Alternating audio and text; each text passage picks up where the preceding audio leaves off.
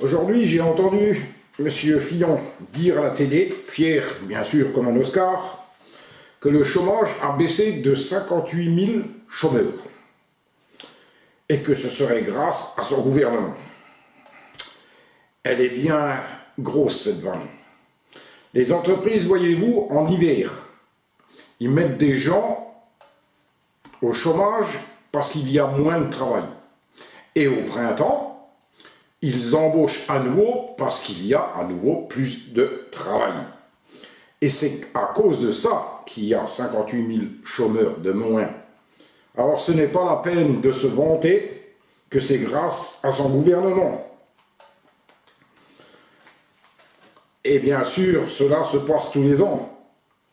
Maintenant, l'hiver prochain, là, quand il y aura à nouveau 58 000 chômeurs en plus, ils vont aussi dire que c'est grâce à eux. Qu'est-ce qu'il ne faut pas entendre?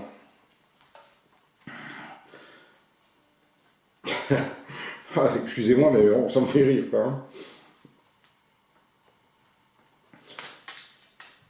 Si demain, M. Fillon annonce qu'il y a 2 millions de chômeurs en moins, à ce moment-là, je pourrais dire que c'est grâce à son gouvernement. Mais ce n'est pas le cas.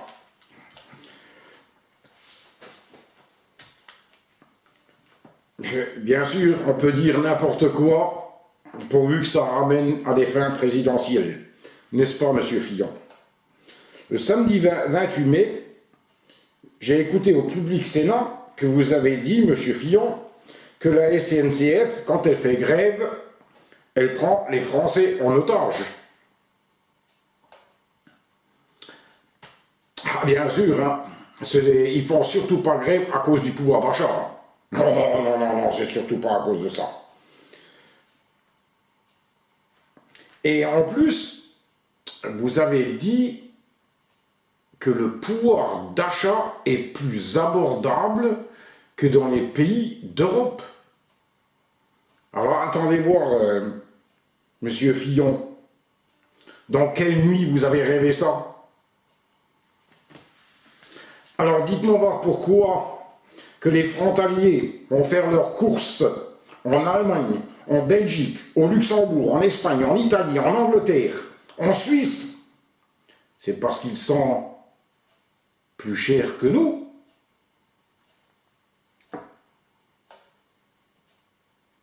Non, c'est tout simplement, c'est parce que le pouvoir d'achat a considérablement baissé en France. Voilà pour quelle raison nous allons, nous les frontaliers, acheter dans les pays voisins.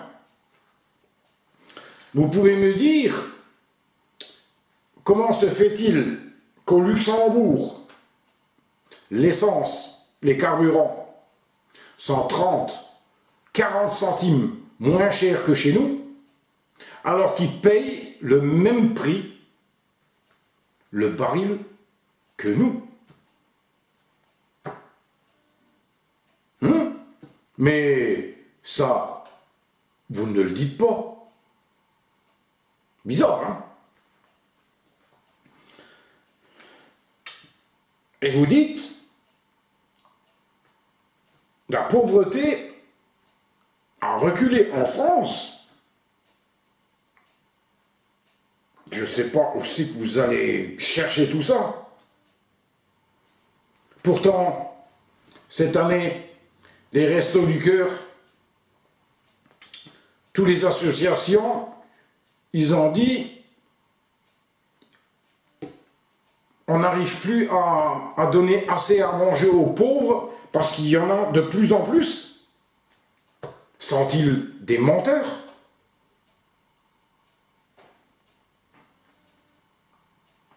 De plus en plus, il y a des bénévoles qui donnent des coups de main parce qu'il y a tellement de monde qu'ils n'arrivent plus à suivre.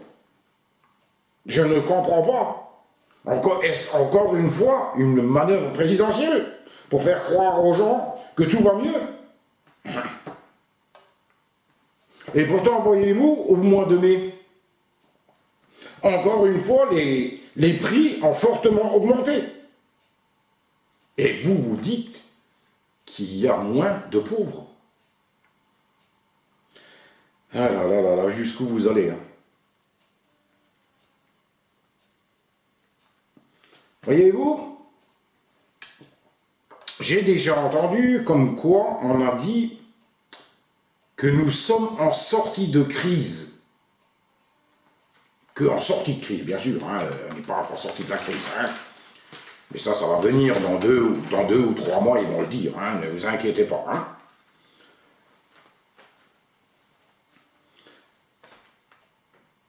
Et je ne comprends pas, si nous sommes en sortie de crise, pourquoi les prix n'arrêtent pas d'augmenter? Vous pouvez me dire pourquoi? Ah, mais dire des belles paroles à la télé, ça, hein, vous êtes les premiers à pouvoir le faire. Hein. Et si jamais, en 2012, vous allez dire, oui, on croyait qu'on était sorti de la crise, mais ce n'était pas le cas. Nous l'avons cru. Et encore une fois, rebelote pour les riches. Eh oui, encore une fois, les riches de plus en plus riches. Depuis plusieurs jours, on parle de l'affaire Dominique Strauss-Kahn. Pour le parti UMP, il est déjà coupable. Mais voyez-vous, ce n'est ni à moi, ni à vous, les politiciens de l'UMP, de dire si M. Strauss-Kahn est coupable ou non. C'est au tribunal de prendre leur décision. Mais bien sûr, que fait-on pas, encore une fois, pour des fins présidentielles? Avouez que cette affaire vous arrange énormément, puisqu'à vous entendre, vous salissez tout le Parti socialiste avec cette histoire. Mais François Hollande, Ségolène Royal et tous les gens qui font partie du socialiste, sont-ils aussi coupables? Et tous les Français et Françaises qui sont pour le Parti socialiste, sont-ils aussi coupables?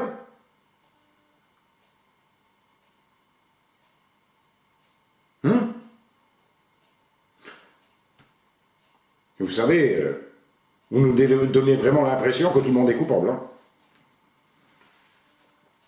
Vous en profitez pour les salir, pour qu'ils perdent des voix.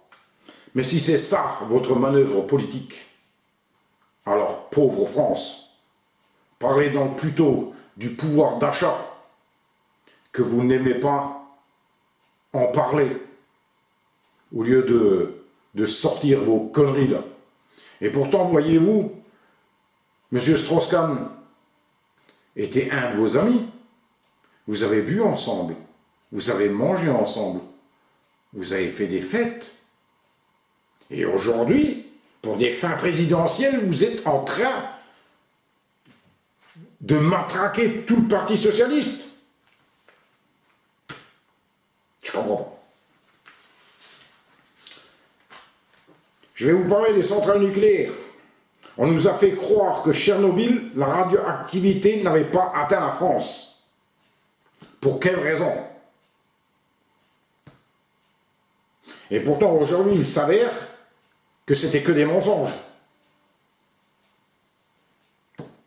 Et aujourd'hui, Tchernobyl, combien de milliers de gens vont encore mourir à cause des radiations? Vous savez, que ce soit en Russie ou que ce soit en France, la radioactivité, hein, à chaque fois que nous avons le vent qui nous vient de l'Est, hein, à chaque fois il y a des retombées radioactives. Mais tout ça, vous ne le dénoncez pas. Pour protéger vos centrales nucléaires.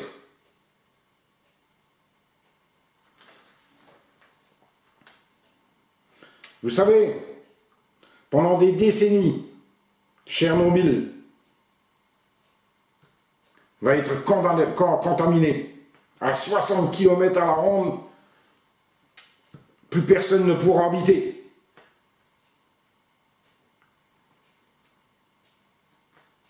Et maintenant, on a la catastrophe au Japon.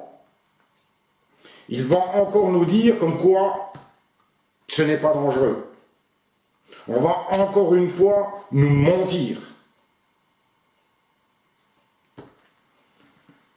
Ils vous font croire que le charbon est bien plus dangereux qu'une centrale nucléaire.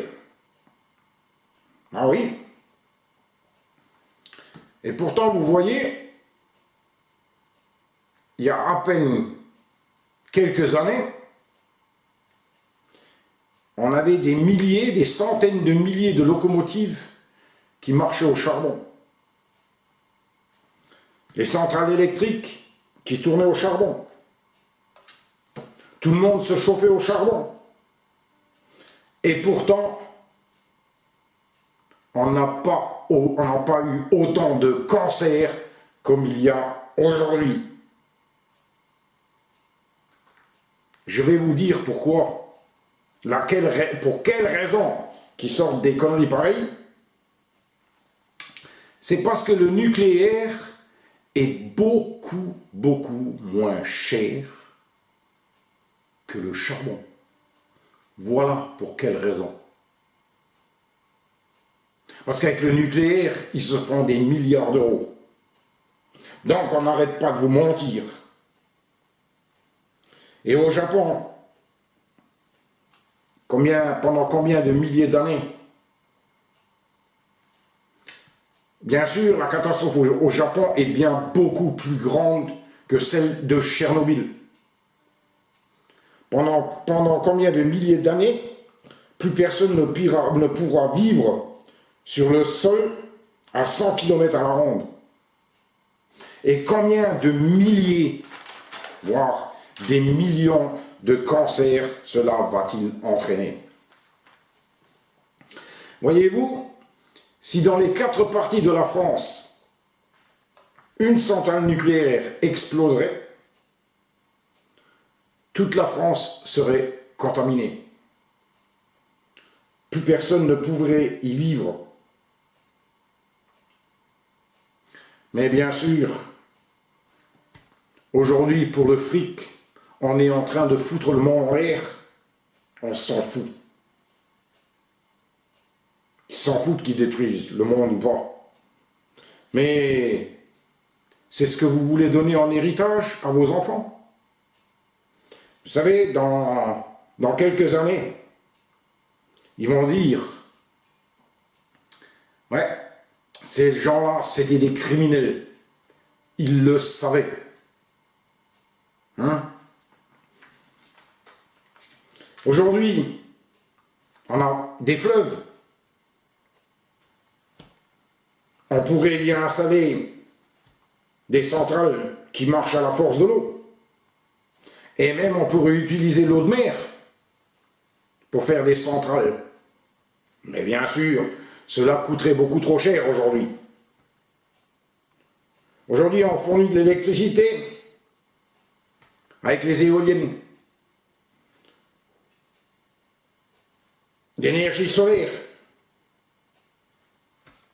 Il y a tellement de trucs aujourd'hui qu'on pourrait fabriquer de l'énergie avec quelque chose de propre. Pourquoi on n'investit pas plus dans ces systèmes? Pourquoi?